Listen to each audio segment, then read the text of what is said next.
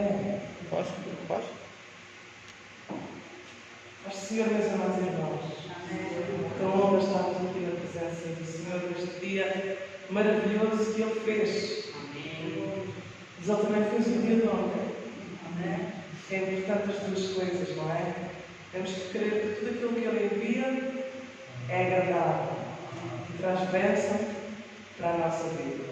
Portanto, não temos que ter dúvidas que este é um lugar, este é um dia, este é um momento em que Ele, sem sombra de dúvidas, tem uma bênção para cada um de nós. Amém? Amém. Glória. Aleluia.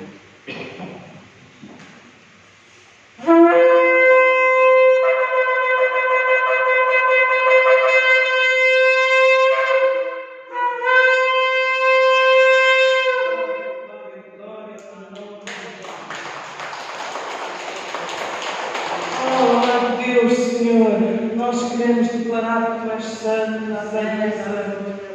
Nós te damos graças, te entregamos a glória, Senhor amado, e a autoridade neste lugar. Venha a nós o Teu reino esta manhã, Senhor. Que esteja aqui o Teu Espírito Santo de uma forma tal, Senhor, que nenhuma mente tenha dúvidas, que Tu nos visitaste, Senhor, o Teu povo, e visitaste este lugar, e estás aqui no meio dos louvores, dentro dos corações que Te buscam em espírito e em verdade, Senhor. Pai, seja feita a Tua vontade, aqui na terra, aqui neste lugar, aqui nesta igreja, como é feita no céu, Senhor amado. E que o Teu nome seja glorificado pelos séculos dos séculos, por meio do Teu povo. Em nome do Teu Filho Jesus Cristo, tudo entregamos nas Tuas mãos. O louvor que vai sair das nossas bocas, Ele vem do nosso coração, Ele vem da nossa alma que Te ama, Senhor. A palavra que será ministrada, ela vem do Teu coração para o nosso. Nós queremos, Senhor amado, que Tu és um Deus que se move, que age, que não é indiferente a um povo que se junta para Te glorificar. Por isso tudo rendemos a Ti, em nome do Teu Filho Jesus Cristo. Amém, amém. Glória ao nome de Jesus. Bendito seja o nome de Jesus. Irmão Benjamin, está cheio de força, isto com sol ainda vai melhor, não é? Amém. Glória ao nome do Senhor. Bendito seja o nome do Senhor por todos os dons e talentos que Ele distribui no meio da sua igreja. E Ele nos quer fazer morada na nossa casa. Falamos sobre casa na quarta-feira. Ele nos quer fazer uma morada na tua casa. Ele não quer apenas entrar e visitar-te nesta manhã. Ele quer começar algo na tua vida que tu nunca viveste antes. Amém? Entra na minha casa. Entra na minha vida. Mexe com a minha estrutura. Me ensina a ter santidade, Senhor. Porque no fundo, a nossa pequenez ainda é maior do que a de Zaqueu. Mas Ele está aqui para que nós chamemos a sua atenção. Os seus olhos estão virados para o seu povo nesta manhã. Por isso nós podemos pedir, Senhor, hoje, faz um milagre em mim. Amém? Bendito seja o nome de Jesus. É sempre amém.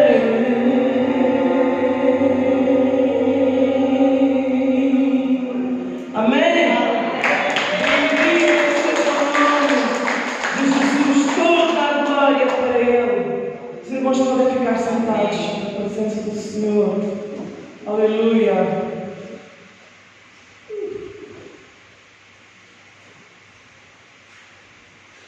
Muito bem.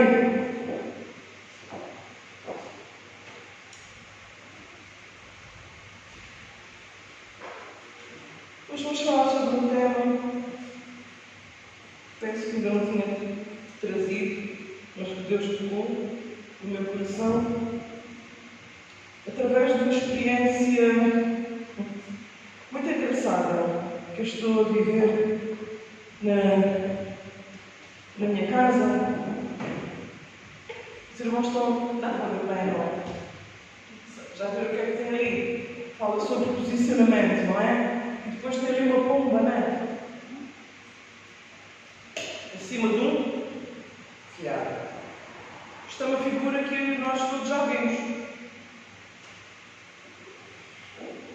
E é bom, irmãos, quando nós estamos atentos ao nosso dia a dia. Os irmãos acreditem que Deus fala connosco através das coisas mais impensáveis. Pequenos pormenores, pequenas situações que de repente ganham um cariz espiritual. Mas temos que estar atentos, temos que estar numa posição de procura. Ok? Procura. O Senhor fala comigo através de tudo. Ele fala através da natureza. Não é? Fala através dos pássaros.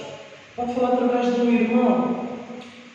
Mas muitas vezes nós estamos à espera de receber uma mensagem através de alguém que gostamos muito, do pastor, de um vídeo que nos mandam, ou o que for. E às vezes Deus está querendo falar connosco na intimidade da nossa casa, com pequenas coisas que Ele cria e através das quais Ele nos chama a atenção. Então, meus amados, eu tenho uma pomba de estimação e não sabia. Agora, ela já chamou mais duas. Mas durante esta semana, Deus chamou-me a atenção através desta situação que eu estou a viver na minha casa. Então, eu tenho um pequeno quintal, eu vivo na casa da minha mãe atualmente. Tenho um pequeno quintal onde tenho o meu cão. E, naturalmente, todos os dias vou ter com ele.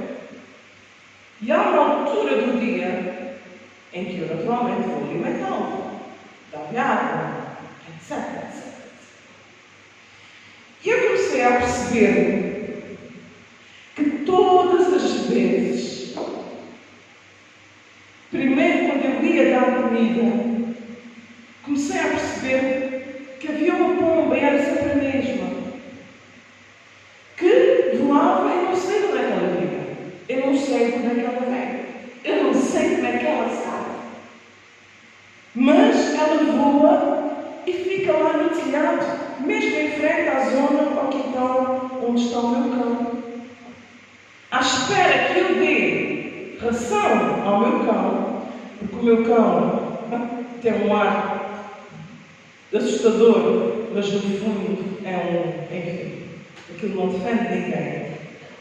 E ela já sabe que quando eu deixo lá a comida, ela voa e ela vai comer junto com o meu cão. Eu deixo e ela come ração de capim seco.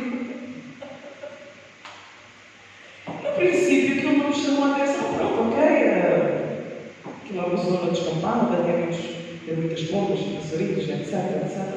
Mas o tempo foi passando. Eu comecei a perceber que era sempre a mesma pomba.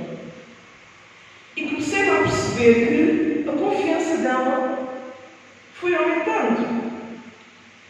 Porque, a partir de certa altura para cá, já não é aquela hora só quando eu vou alimentar o meu cão. Sempre que esse bichinho me vê ir ao quintal, ela já voa, não sei de onde, ela já se posiciona à espera de receber a bênção. Porque ela conseguiu identificar em mim fidelidade o suficiente. Ela sabe que eu todos os dias vou ao quintal. Ela não tem qualquer tipo de dúvida que todos os dias eu vou alimentar o meu cão. Ela não tem qualquer tipo de dúvida que eu não a vou tratar mal, não a vou enxutar, apesar dela ser uma intrusa lá em casa. Ela sabe, ela já me conhece, já sabe pelos meus horários, já sabe pela minha forma de me mover no quintal, que mais tarde ou mais cedo ou mais tarde, ela vai receber a bênção.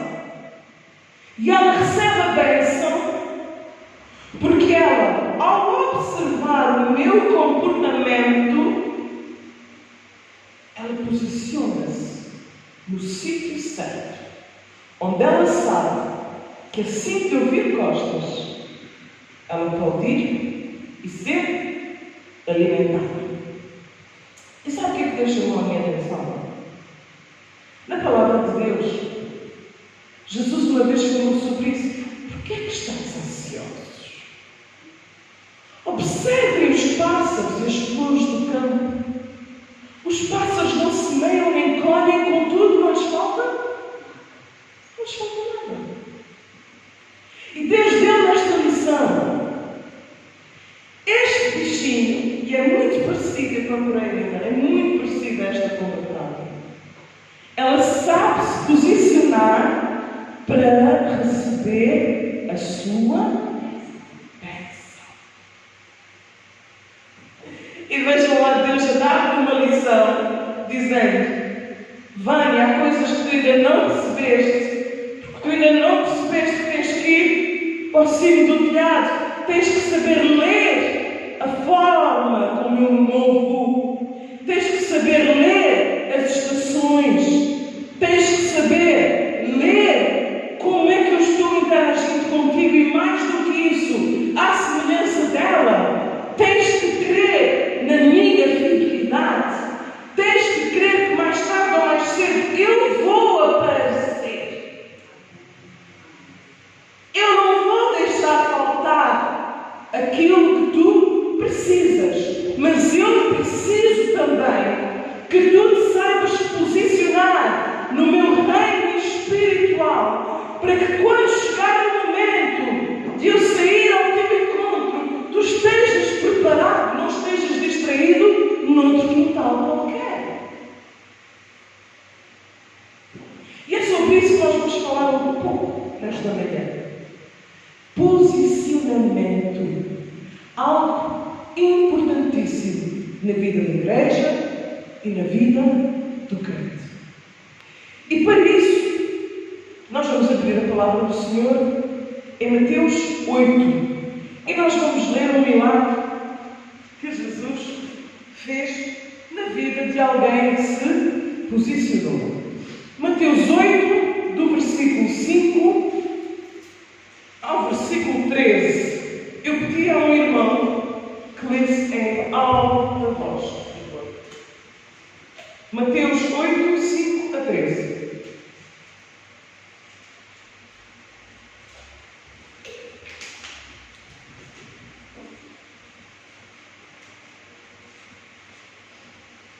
O centurião de Cafarnaum. Mateus 8, 5 a 13, por favor.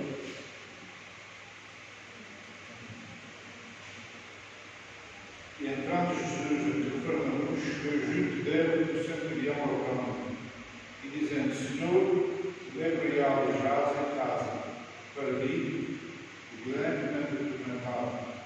E Jesus disse: Eu irei darei saúde.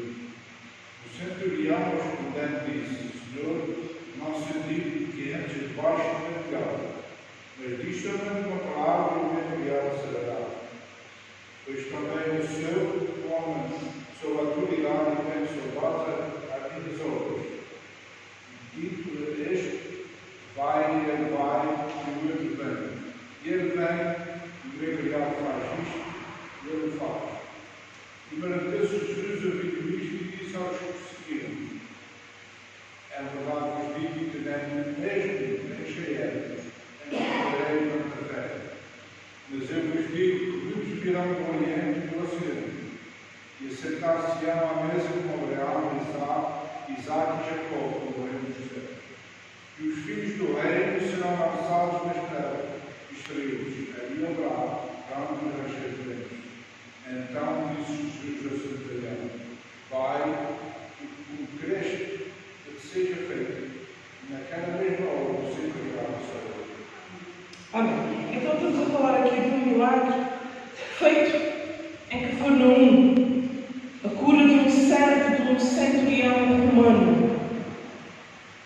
É importante nós entendermos que Cafarnaum, irmãos, é uma cidade bastante bem localizada.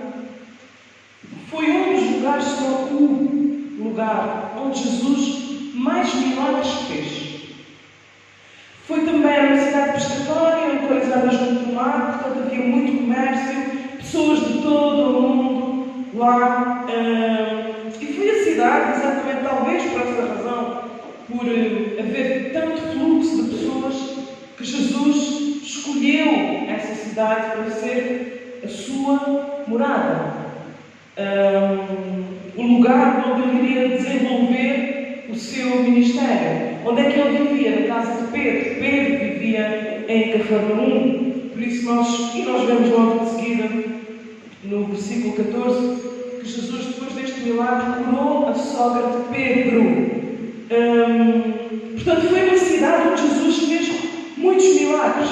Mas, no entanto, numa fase mais tardia do seu ministério, nos ais que ele disse, em relação a várias cidades, Jesus incluiu Cafarnaum, dizendo: ai de ti, Cafarnaum, porque se em Sodoma e em Gomorra tivessem sido feitos os milagres que foram feitos em ti, eles tinham-se salvo.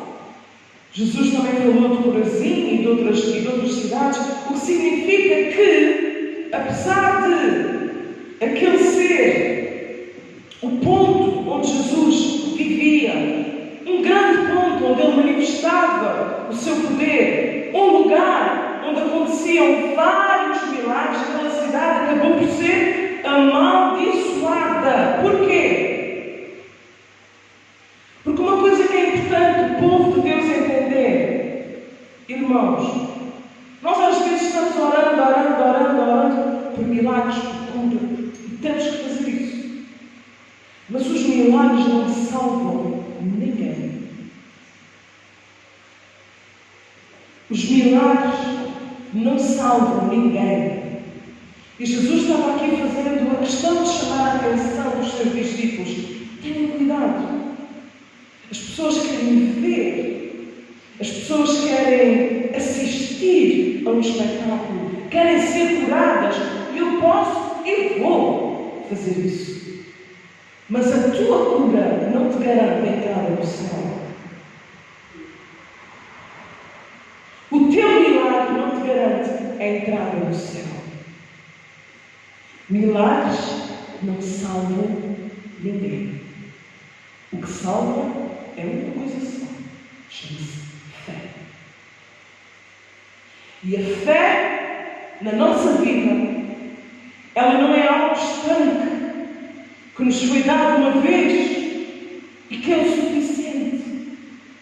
Jesus disse, a palavra do Senhor diz que nós devemos orar e buscar para que nos seja acrescentada a fé. O que significa que a nossa fé tem o poder de crescimento. Porque é que se dá o exemplo de fé como o grão de mostarda? Às vezes há um erro que nós os crentes cometemos. Dizemos: se eu tiver fé do tamanho do grão de mostarda, não é isso que a palavra de Deus diz. A palavra de Deus diz: se tiveres fé como um grão de mostarda, não é do tamanho. Porque o que é que acontece ao grão de mostarda? É uma das sementes mais pequenas do mundo, que assim que morre quando é plantada, dá origem a uma das árvores mais frondosas. E é o que Jesus está aqui a dizer: a vossa fé, vocês um dia receberam para crer em mim como Cristo, como Salvador, é algo que por si só tem a capacidade de crescer, de se multiplicar. Não se deixem ficar pelo grão de mostarda, porque eu estou à espera de vos fazer da vossa fé uma árvore que até crie outras sementes para outros gozarem. E ninguém vai ver a sua fé ser aumentada, irmãos, sem um verdadeiro posicionamento. Um posicionamento sem ver. Assim como a pomba se coloca ali à espera que alguém chegue, nós, enquanto cristãos, temos a responsabilidade de nos posicionar sem sequer termos a garantia, entre aspas, porque a fé dá-nos a garantia de que Jesus vai curar hoje, de que Jesus vai salvar hoje. Mas nós vamos estar posicionados no sentido em que continua a crescer. Se Ele não vier, Ele continua sendo Deus e a minha fé continua a crescer. E nós temos aqui, neste exemplo, um homem que não conhecia a nossa fé, mas que se posicionou de uma maneira tão poderosa que acabou por ser louvado pelo próprio Filho de Deus. Então nós temos aqui uma cena, um episódio, onde Jesus, depois de várias coisas que fez, está voltando para casa, para Cafarnaum. E o texto começa por dizer: tendo Jesus entrado em Cafarnaum, apresentou-se um centurião implorando. Vamos imaginar que isto é connosco. Depois de um dia cansativo, estamos mesmo chegando a casa, querendo descansar, talvez comer alguma coisa, lavar os pés, tomar um banho, relaxar um pouco. E assim que estamos nos aproximando da nossa casa, vem alguém pedir alguma coisa. Qual seria a nossa atitude? Talvez, peço desculpa, vem amanhã, eu hoje já estou no meu limite. Já não aguento, já não posso. O poder, eu posso te ajudar amanhã. Não te preocupes que amanhã eu estou aqui para ti. Não é fácil ser Jesus, ou é? Continua a não ser fácil ser Jesus.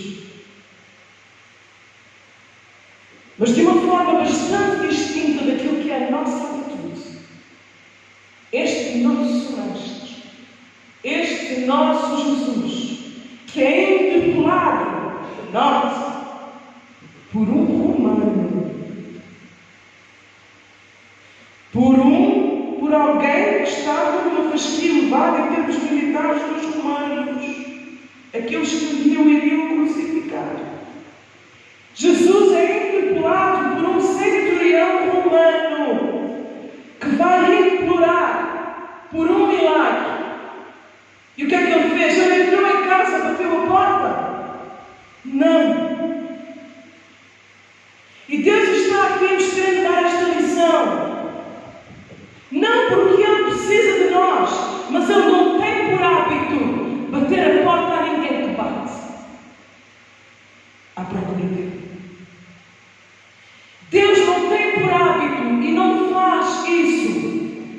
Deixar alguém abandonado que precisa dele, mas que precisa não para o momento, mas que quer ter um verdadeiro encontro com Ele. Deus não age assim como nós agimos.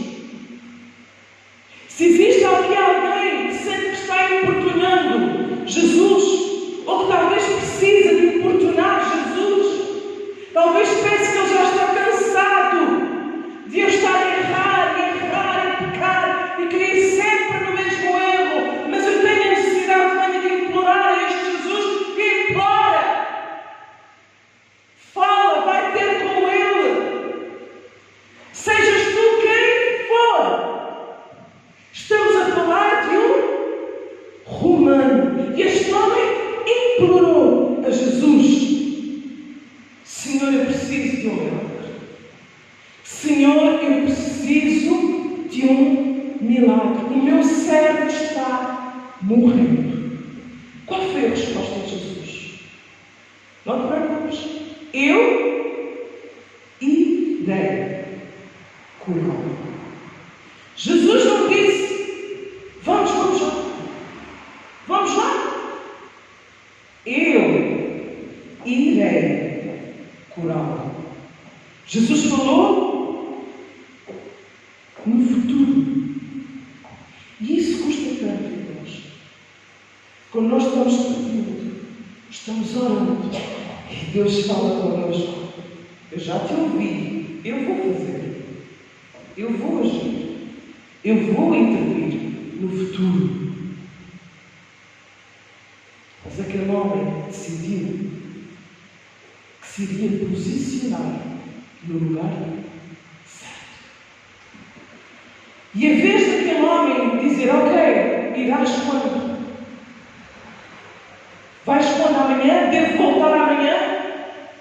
A atitude dele foi completamente diferente. Senhor, eu sei que eu estou na posição certa. Eu estou a observar. Eu conheço o teu mover. Eu conheço a forma como tu estás se movimentando. Eu estou conseguindo observar o teu coração. Eu sei quais são as tuas intenções comigo. Eu sei que as tuas intenções para comigo, Jesus, são de bem e não de mal. Por isso que eu tenho para te dizer, eu não vou esperar por amanhã.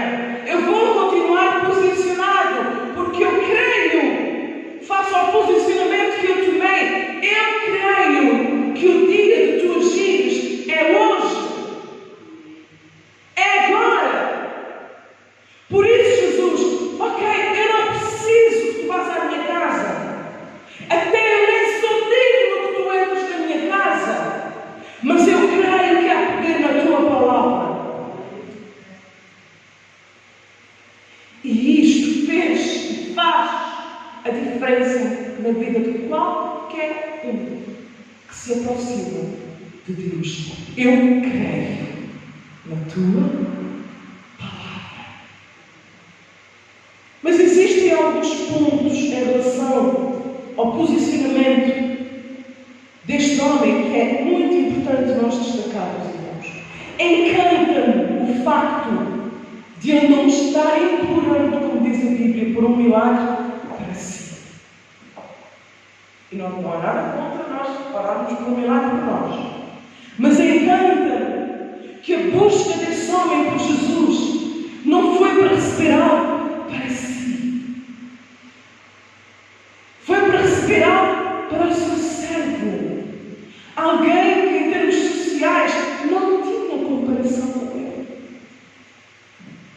Mas a Bíblia diz a respeito deste centurião que ele era muito respeitado no meio do povo. Tinha construído inclusivamente uma sinagoga para os judeus. Ele era muito estimado. Porquê? Nós podemos ver aqui que aqui estava uma vez mais, apesar de não ser alguém do povo de Israel, aqui estava um coração feito à medida do coração de Deus. Aquele homem não estava pedindo para si.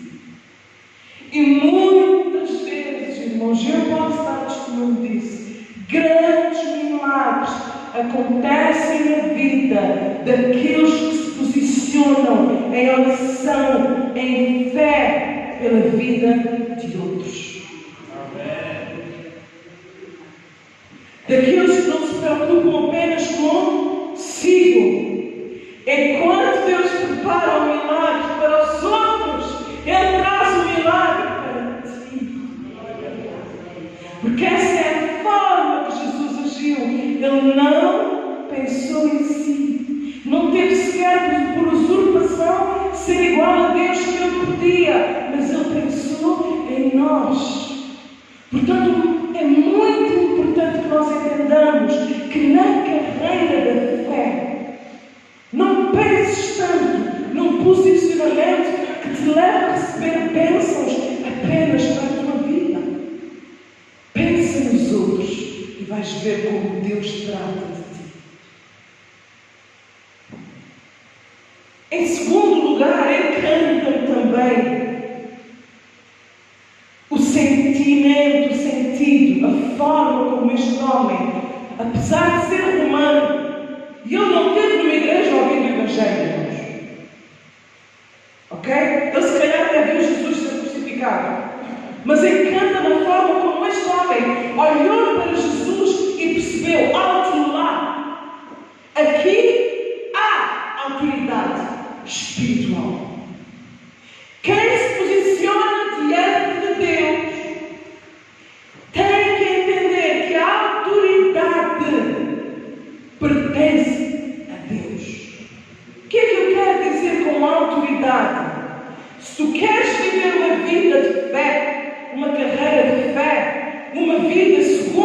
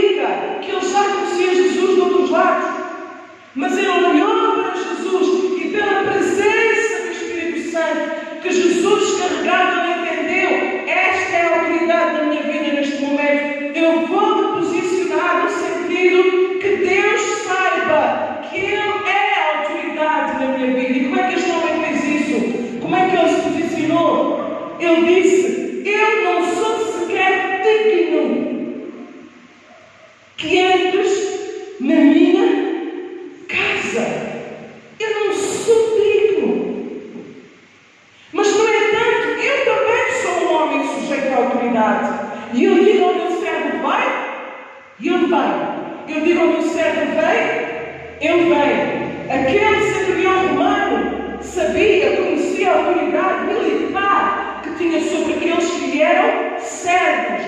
Da mesma forma, apesar de ser um homem cheio de autoridade, ele entendeu que havia uma autoridade superior à dele.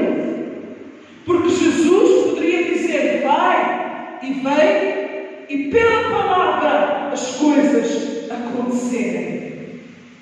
Irmãos, posicionamento terá sempre que ser por meio da fé, em primeiro lugar. Em segundo lugar, pensar sempre no nosso próximo. Em terceiro lugar, entregar, submeter a autoridade da nossa vida ao nosso Deus.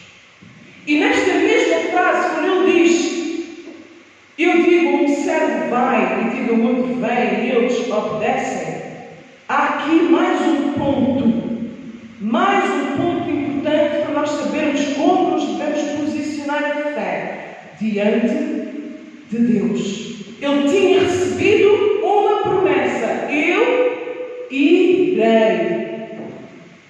De seguida, ele disse ao Senhor, Senhor, tu não precisas ir, que eu não sou digno, mas se tu disseres, vai, vem, se sair um comando da tua boca, eu sei o que vai acontecer. Aquele homem creu, apossou-se da promessa que Jesus lhe tinha feito, cara a cara. Quantas promessas Jesus já nos fez que já passaram, irmãos?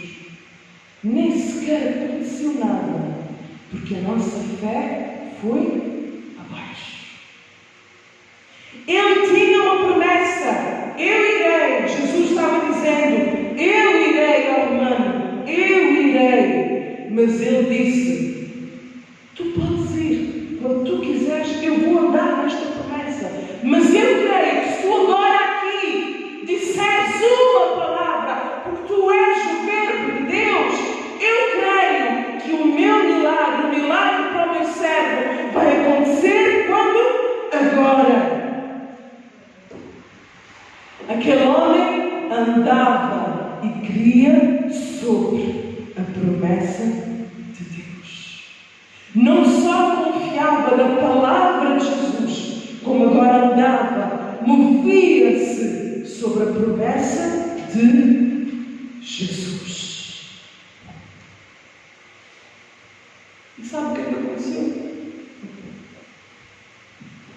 No meio daquele aparato todo, quando Jesus estava ali cerca da multidão, Jesus olha para aquele homem, por causa da forma como ele se posicionou, por causa deste coração tão segundo o coração de Deus, por causa desta humildade, por causa deste amor ao próximo, por causa deste andar sobre a palavra, Jesus vira-se para aquele homem e vira-se para a multidão e diz, opa!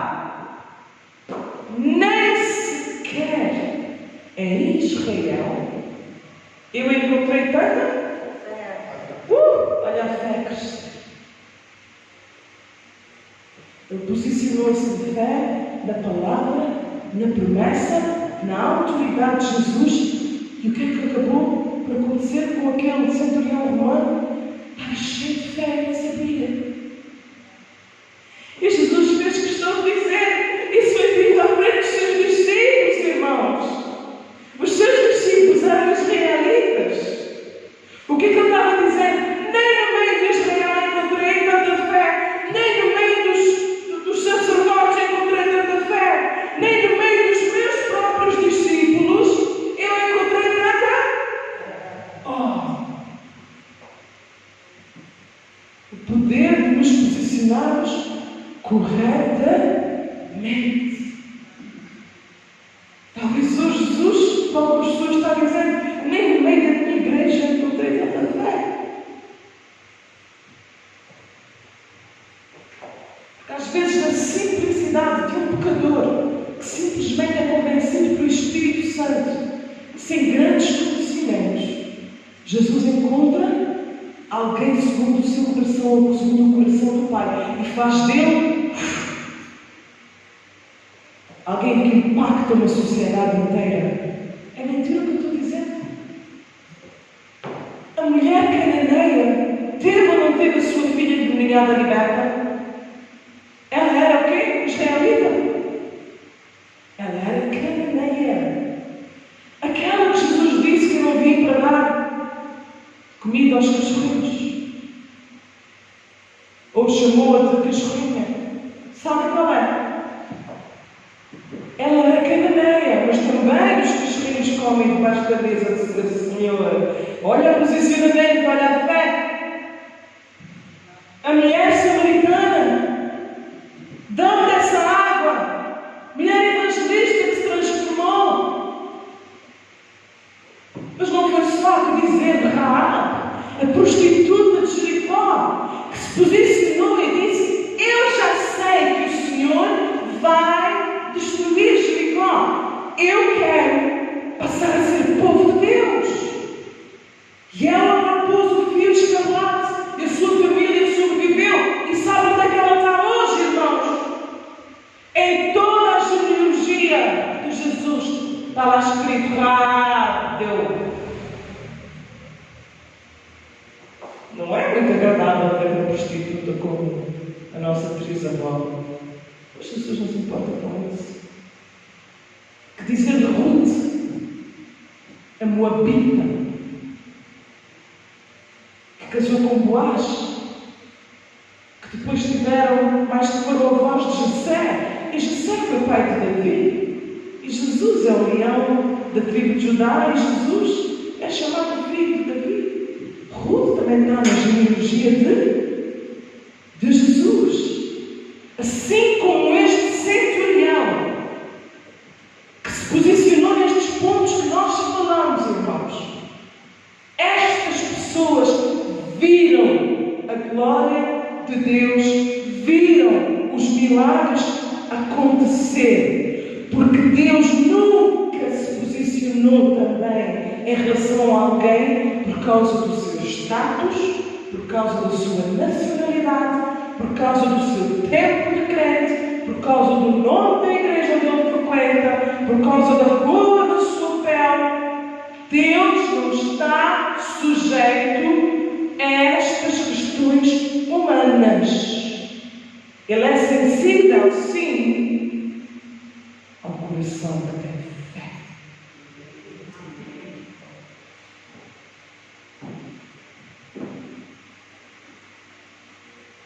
O milagre aconteceu. Jesus disse no último versículo, isto é em Lucas 7. Sim, diz no último versículo: vai-te, seja feito conforme a tua fé. Milagres não salvam ninguém. Milagre não é para o que precisa. Milagre é para o que crê. Seja feito conforme a tua fé.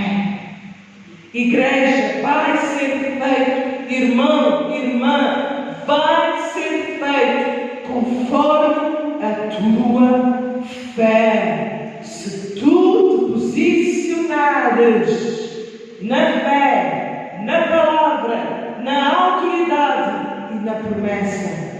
Então eu pergunto aos irmãos, e estou terminando. Ele voltou para casa e o servo estava curado ou não estava curado? A Bíblia diz que estava curado. Mas quando Jesus lhe disse: vai, seja feito conforme a tua fé, Jesus disse: vai, que ele já está curado. Seja conforme a tua fé. Ele sabia que a fé que Jesus tinha semeado na vida dele era verdadeira. Ele chegou a casa primeiro para crer ou para saber que o servo estava curado. Ele deu uma pitadela a alguém para saber se o servo estava curado. Mas quando ele chegou a casa, o servo estava curado ou não estava curado, irmãos? Estava curado. Porque o fez posicionar-se diante de Jesus para receber a bênção era agora a fé que o fazia caminhar até casa dizendo: o meu servo está curado.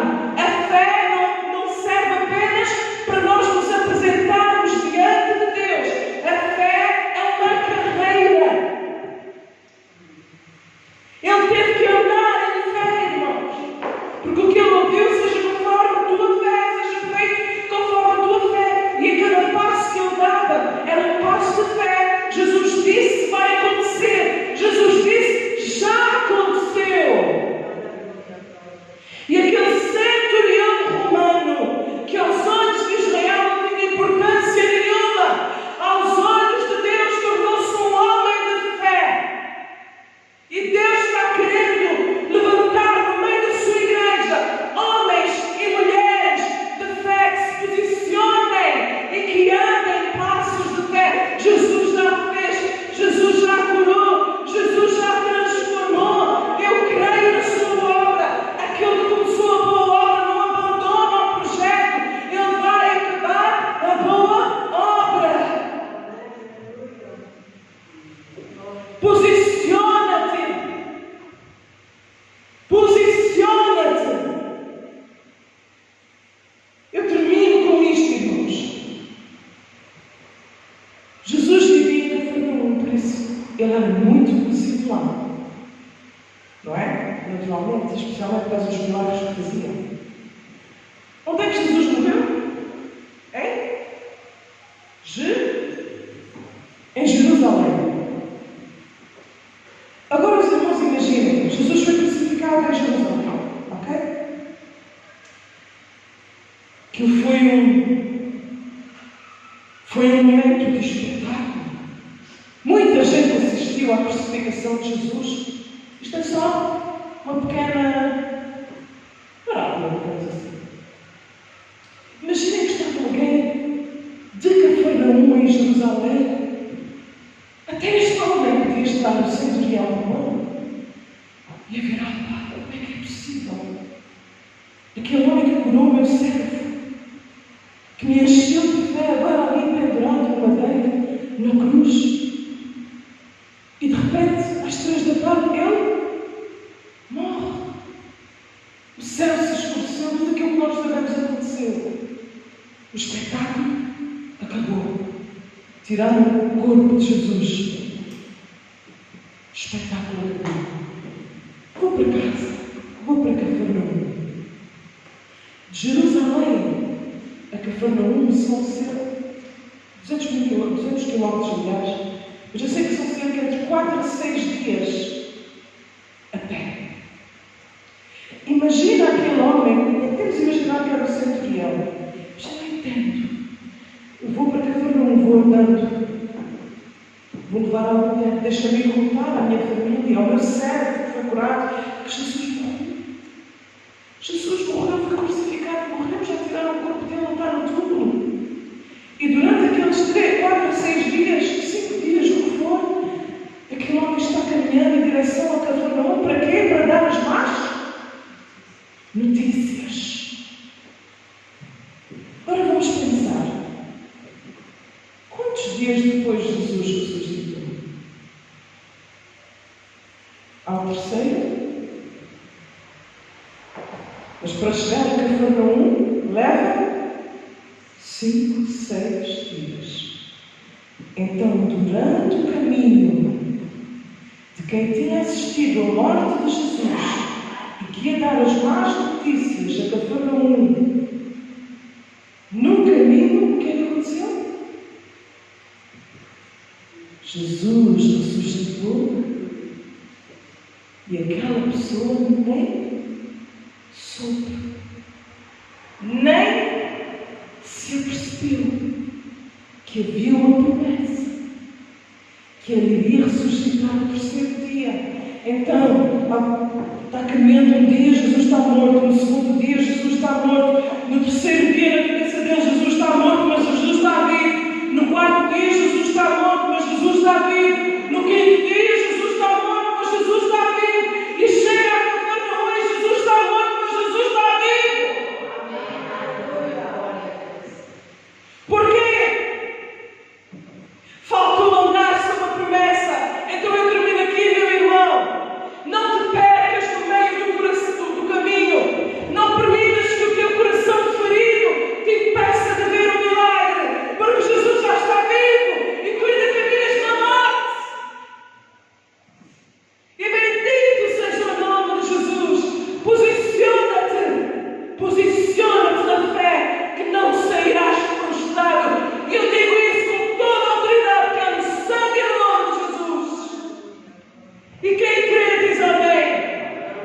e vamos ficar de pé.